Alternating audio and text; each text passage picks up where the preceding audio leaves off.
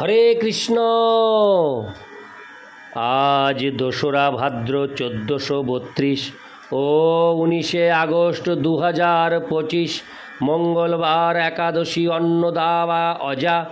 এই অন্নদা একাদশীর দিন আমি ভাগবতম পাঠ করছি। আজ আমি পাঠ করছি ভাগবতমের 4th স্কন্ধ 2য় ভাগ 21 অধ্যায় পৃথু মহারাজের উপদেশের শ্লোক 36 থেকে 38।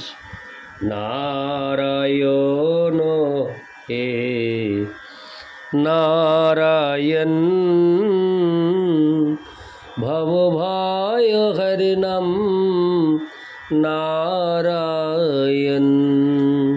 শ্লোক 36। অহো মমামি বিতরন্তনুগ্রহং হরিং গুরুং যজ্ঞভুজামধীশ্বরম সধর্মযোগেন যজন্তি মামকা নিরন্তরং খনিতলে দৃঢ়ব্রতা।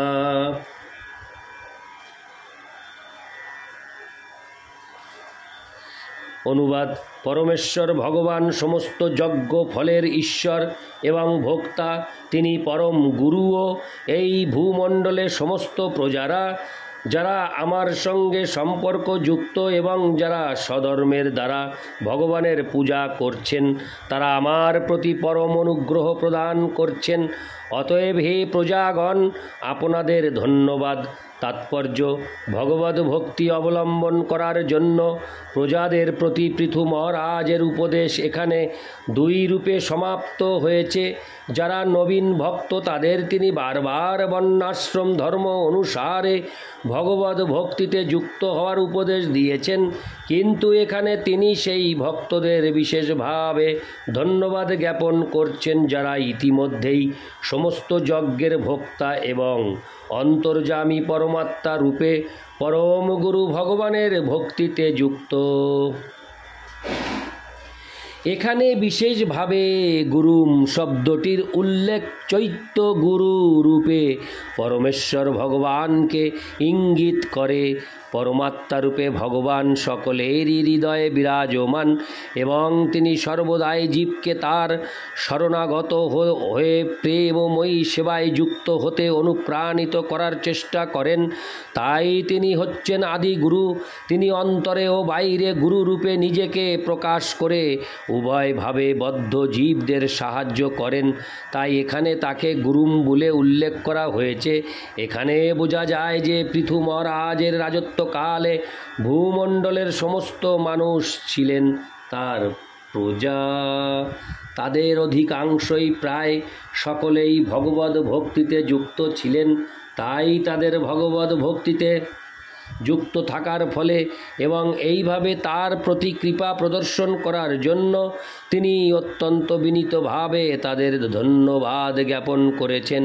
পক্ষান্তরে যে রাষ্ট্রের নাগরিকেরা ও রাষ্ট্রপ্রধান পরমেশ্বর ভগবানের প্রেমময়ী সেবায় যুক্ত তারা পরস্পরকে সাহায্য করেন এবং তার ফলে উভয়েই লাভবান হন। ইতি শ্লোক 36। শ্লোক 37। মা জাতু তেজো প্রভোবেন্নোর্দিভিস্থিতি ক্ষয়া তপসা বিদ্যয়া চ দেদীপ্যমানে হজিত দেবতানাং কুলে স্বয়ং রাজকুলাদোদ্দিজানম। অনুবাদ: ব্রাহ্মণ ও বৈষ্ণবেরা তাদের সহিষ্ণুতা, তপস্যা, জ্ঞান ও বিদ্যার বলে মহিমান্বিত হন। এই সমস্ত দিব্য সম্পদের প্রভাবে বৈষ্ণবেরা রাজকুল থেকেও শ্রেষ্ঠ। তাই উপদেশ দেওয়া হয়েছে যে রাজকুল যেন কখনো ব্রাহ্মণ ও বৈষ্ণবদের উপর তাদের বিক্রম প্রদর্শন না করে এবং কখনো তাদের চরণে অপরাধ না করে। তাৎপর্য: পূর্ববর্তী শ্লোকে রাজা ও প্রজা উভয়েরই জন্য পৃথু মহারাজ ভগবদ ভক্তির মাহাত্ম্য বিশ্লেষণ করেছেন। এখন তিনি বিশ্লেষণ করছেন কিভাবে নিষ্ঠা সহকারে ভগবানের সেবায় যুক্ত হওয়া যায়। শিল রূপ গোস্বামীকে শিক্ষা দেওয়ার সময় শ্রী চৈতন্য মহাপ্রভু ভগবদ ভক্তিকে একটি লতার সঙ্গে তুলনা করেছেন। লতার কাণ্ড কোমল এবং তাই বর্ধিত হওয়ার জন্য তার একটি বৃক্ষের আশ্রয়ের প্রয়োজন হয় এবং বর্ধিত হওয়ার সময় যথেষ্ট সুরক্ষার প্রয়োজন হয়। এই সুরক্ষার কথা বিশ্লেষণ প্রসঙ্গে শ্রী চৈতন্য মহাপ্রভু বৈষ্ণবের চরণে অপরাধ বিষয়ে বিশেষ জোর দিয়েছেন। কেউ যদি বৈষ্ণব অপরাধ করে তাহলে ভগবদ ভক্তিতে তার প্রগতি প্রতিহত হয়। ভক্তিমার্গে অত্যন্ত উন্নত হলেও বৈষ্ণব অপরাধের ফলে তার সমস্ত উন্নতি বিনষ্ট হয়ে যাবে।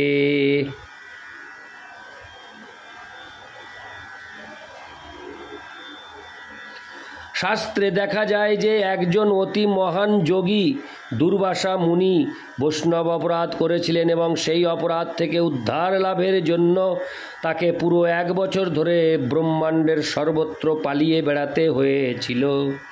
এমনকি তাকে বৈকুণ্ঠ লোক পর্যন্ত যেতে হয়েছিল।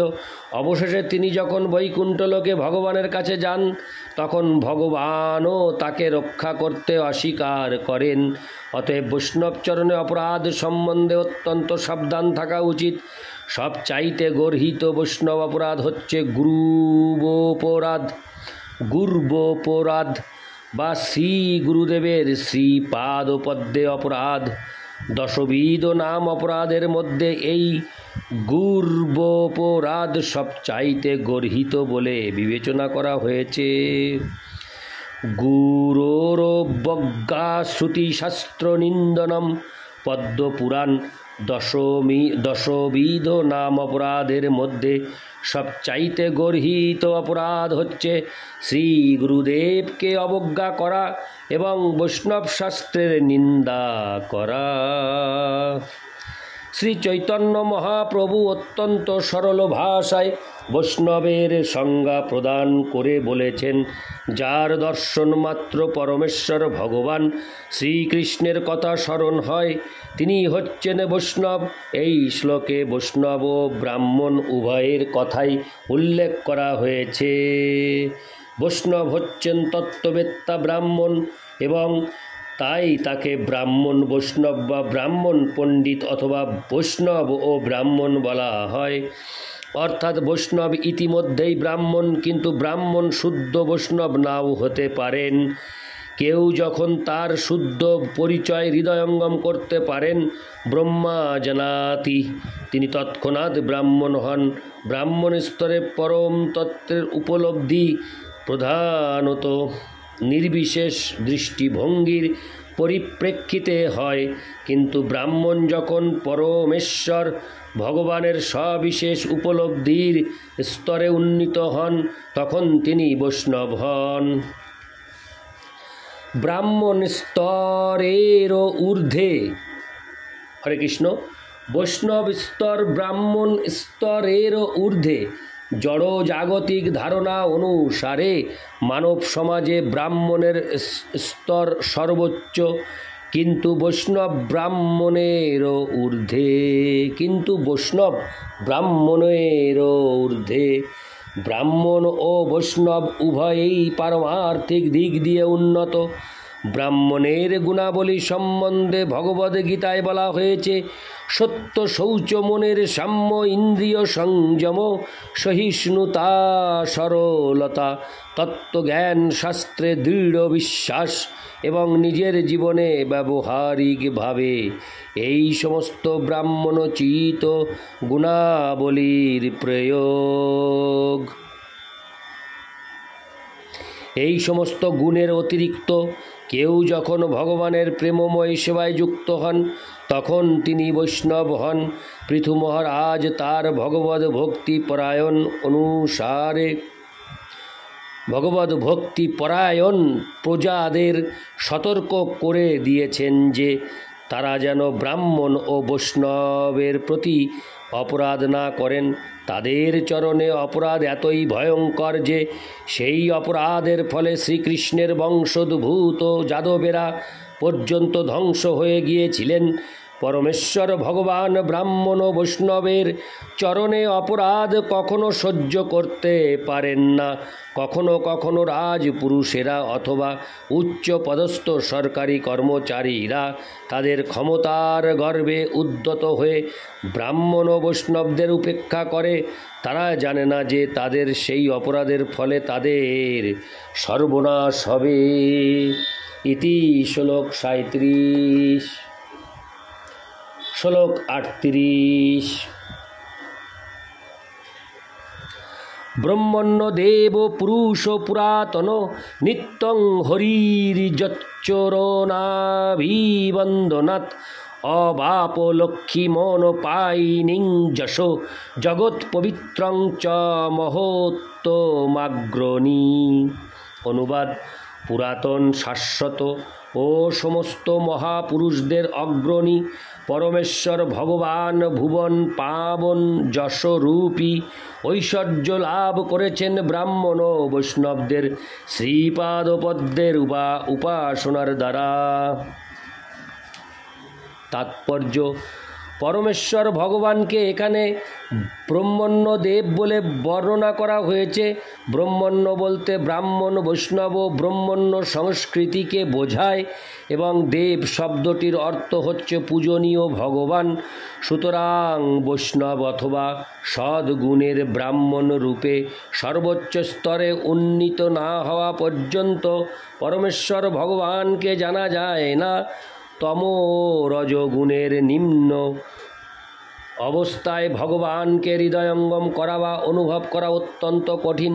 তাই ভগবানকে এখানে ব্রাহ্মণ্য ও বৈষ্ণব সংস্কৃতি সম্পন্ন ব্যক্তিদের আরাধ্য দেবতা বলে বর্ণনা করা হয়েছে। নমো ব্রহ্মণ্য দেবায় গো ব্রাহ্মণ হিতায় চ জগদ্ধিতায় কৃষ্ণায় গোবিন্দায় নমো নমো। বিষ্ণু পুরাণ 1:19-65। পরমেশ্বর ভগবান শ্রীকৃষ্ণ ব্রহ্মণ্য সংস্কৃতি ও গাভীদের প্রধান রক্ষক। তা না জেনে এবং তার সম্মান না করে ভগবত তত্ত্ববিজ্ঞান হৃদয়ঙ্গম করা যায় না এবং সেই জ্ঞান ব্যতীত কোনো কল্যাণকর কার্য বা মানবতাবাদী প্রচার সফল হতে পারে না। ভগবান হচ্ছেন পুরুষ বা পরম ভোক্তা। এমন নয় যে তিনি যখন অবতার রূপে প্রকট হন তখনই তিনি কেবল ভোক্তা। পক্ষান্তরে তিনি অনাদিকাল ধরে ভোক্তা, অর্থাৎ শুরু থেকে পুরাতন এবং নিত্যকাল ধরে নিত্যম তিনি ভোক্তা। যচ্চরণাভিবন্দনাথ। পৃথু মহারাজ বললেন, পরমেশ্বর ভগবান কেবল ব্রাহ্মণদের শ্রীপাদপদ্মের আরাধনা করার ফলে নিত্য যশ রূপে ঐশ্বর্য প্রাপ্ত হয়েছেন। ভগবদ্গীতায় বলা হয়েছে যে ভগবানকে জাগতিক লাভের জন্য কিছুই করতে হয় না। যেহেতু তিনি পরম পূর্ণ, তাই তার কোনো কিছুর আবশ্যকতা হয় না। কিন্তু তা সত্ত্বেও এখানে বলা হয়েছে যে ব্রাহ্মণদের শ্রীপাদ ও পদ্মের আরাধনা করে তিনি ঐশ্বর্য প্রাপ্ত হয়েছেন। এগুলি তার দৃষ্টান্ত সূচক কার্য। ভগবান শ্রীকৃষ্ণ যখন দ্বারকায় ছিলেন তখন তিনি নারদ মুনির শ্রীপাদপদ্মে প্রণত হয়ে তাকে শ্রদ্ধা প্রদর্শন করেছিলেন। সুদামা বিপ্র যখন তার গৃহে এসেছিলেন তখন ভগবান শ্রীকৃষ্ণ স্বয়ং তার পা ধুয়েছিলেন এবং তার নিজের শয্যায় তাকে বসতে দিয়েছিলেন। শ্রীকৃষ্ণ যদিও পরমেশ্বর ভগবান, তবুও তিনি যুধিষ্ঠির মহারাজকে ও কুন্তী দেবীকে শ্রদ্ধা নিবেদন করেছিলেন। ভগবানের এই আদর্শ আচরণ আমাদের শিক্ষা দেওয়ার জন্য। তার এই ব্যক্তিগত আচরণ থেকে আমাদের শিক্ষা লাভ করতে হবে কিভাবে গাভীদের রক্ষা করতে হয়, কিভাবে ব্রাহ্মণোচিত গুণাবলী অর্জন করতে হয় এবং কিভাবে ব্রাহ্মণ ও বৈষ্ণবদের শ্রদ্ধা করতে হয়। ভগবদ্গীতায় 3:21 ভগবান বলেছেন, যদাচরিত শ্রেষ্ঠস্তত্ত্ব দেবে তরজন। নেতৃত্ব স্থানীয় ব্যক্তিরা যেভাবে আচরণ করেন অন্যেরা আপনা থেকে তা অনুসরণ করে। পরমেশ্বর ভগবান থেকে শ্রেষ্ঠ ব্যক্তি আর কে হতে পারেন? এবং কার আচরণ অধিক আশ্চর্যময় হতে পারে এমন নয় যে জড়জাগতিক লাভের জন্য তাকে এগুলি করতে হয়েছিল।